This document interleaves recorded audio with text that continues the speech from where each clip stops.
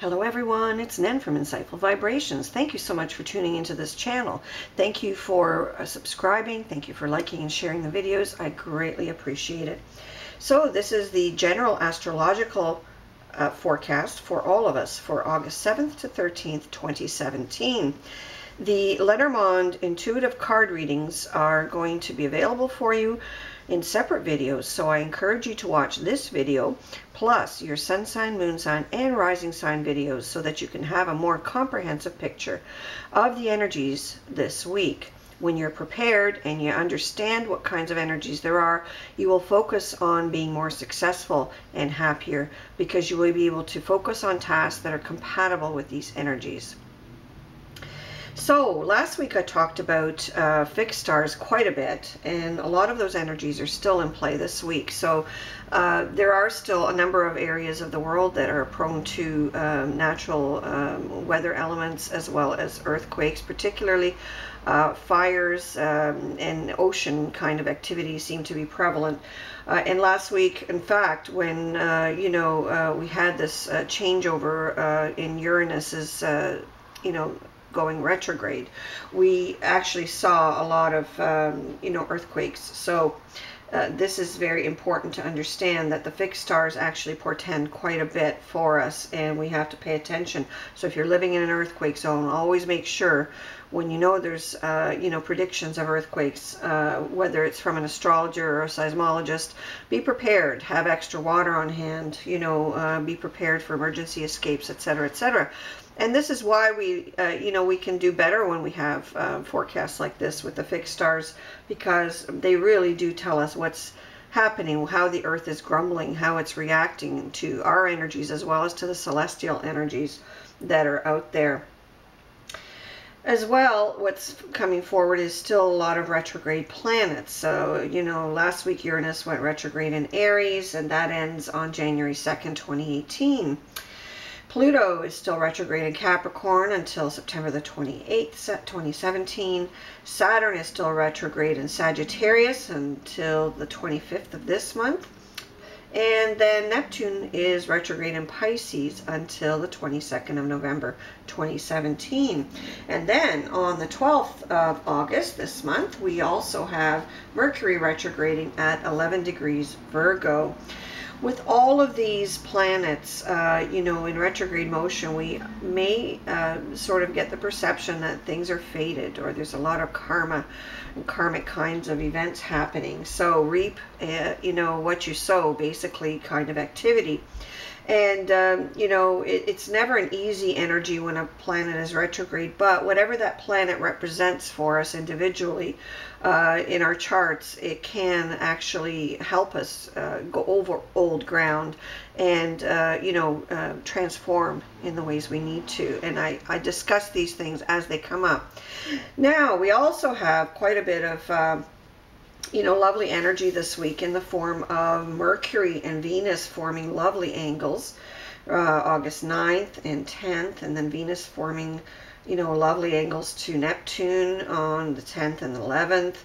And, these, really provide a really good foundation for loving exchanges, good relationships, sometimes engagements, promises of love, pledges of any kind. And, I think it's just a wonderful childlike playfulness. We are with the sun in Leo, of course, so that helps. And the sun is also sextiling Jupiter on the 10th of August, and that bodes well for this real joviality, this real playfulness, this vibrancy, and goodwill. So I think that there's a lot of really nice energy this week. So what else is happening? Well, you've already probably heard from many other places that it's eclipse month, and eclipses work in pairs. This month we have August 7th and August 21st representing our eclipses. The first one this week, August 7th on Monday, is a full moon eclipse, but it's only a partial eclipse at 15 degrees Aquarius. And lunar eclipses tend to bring some endings to things, especially when we have a full moon, of course. So, you know, there may be some emotionality to this. It may be very happy emotions. It may be other kinds of emotions, but it generally speaks to final endings. And, you know, sometimes we can find that we become very nostalgic, that we search our memories, that some of us even may travel through the holographic, you know, tunnel and really, you know, try to see what's coming up or what has come up. So we have this sort of real search for what's going on. And it's a real time of, you know, asking yourself some very important questions. This Monday, ask yourself, are you living your own truth, or are you living someone else's dreams, someone else's expectations, or by society's conditioning? How are you living? Are you living in a proverbial closet, or are you going to come out and be your true self? Live your own truth. Foster your own dreams. This is it. Remove the mask, purge the falsities, and release yourself from spiritual bondage. So that's what is the focus for this full moon partial eclipse at 15 degrees Aquarius. Aquarius, of course, is ruled by Uranus, and Uranus is retrograde right now, so it's not as powerful. So any kind of, you know, things that come up may not be as shocking as they might be if Uranus was not retrograde. But, you know, we also have to focus on how to get through things and how to be positive. And I think that's the thing. Try to go with the flow rather than resist any changes that come up for you during this eclipse.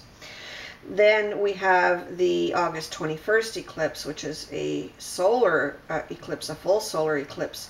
And the new moon for the third time, the third new moon, will be in Leo at 28 degrees this time. And basically it creates a lot of new opportunities, new starts, fresh, you know, abilities for leadership, for expansion, for all good things. So it seems to be a very positive set of things. And Leo is a very loving, you know, sign. It's ruled by the sun, and it's just a very auspicious time. So whatever ends on, you know, the 7th may actually give you quite the new beginning and quite a glorious beginning on the 21st. And because eclipses create a real potency of energies, the moons that are involved, both the new moon and the full moon, will be extra potent, like, you know, probably 3 times as potent as they normally would be. And also I feel that especially the solar eclipse will be with us for some time, probably around 3 years. So whatever you start on this new moon will really be supported for the next 3-year period. So get yourself going, follow your dreams, and don't worry about what's ending as much. Maybe you will choose to end something. Maybe it will be you. Maybe it will be somebody else. Maybe it's a situation. Maybe it's a relationship. Maybe it's a job or a business. Whatever it is in your life that ends up creating turbulence and shock and puts shock waves through, you know what? Look at it positively. Don't let it disarm you. Don't let it alarm you. And, you know, it's not that eclipses always bring shocking bad news. Pardon me. They can also bring shocking good news, such as, you know, fantastic experience. And sometimes these things can be daunting or frightening because you may be, you know, given an opportunity or an offer of some kind to do something that you really don't feel you're prepared for or have skills for. And the idea here is just to be brave and trust and follow your instincts. And, you know, really to trust the universe to provide what you need. Pardon me. So this Leo-Aquarius pairing in these 2 eclipses this month are very, very potent and can help you, you know, break out of the box, break out of bondage spiritually, break out of bondage in some situation that you're in. You could look back to 19 years ago, and that would have been, what, let's see, 1998. So these Leo-Aquarius moons were also paired in the same degrees and signs back then. And whatever happened back then, if you didn't deal with it, this is your second chance. This is your second chance to really make a fresh start. So make the most of it and don't be afraid, because everything good is going to happen. So this is a great week for communication. It's a great week for manifesting, for completing things for this full moon, but also for generating new things at the time of the new moon in 2 weeks. So whatever you can clean up now will help you start fresh on the next moon. And with such a large amount of fire activity, it's very, very difficult, because fire activity can mean conflict, but it can also mean, being fired up and being creative and initiating things and starting things up. Unfortunately, where environmental issues are concerned, fire energy means just that, a lot of fire. Where political energies are concerned, it could mean conflict or battle, that kind of thing. So, brace yourself for whatever you need to brace yourself, but keep in mind that there's high fire energy, so maybe steer away from conflict.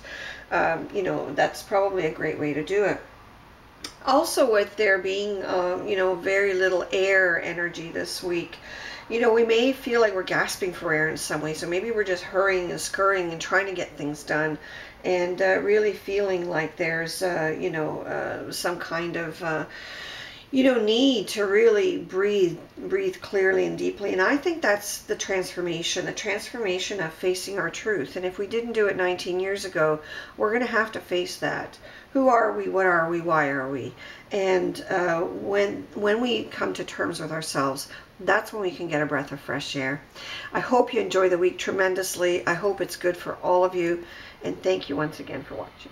Cheers.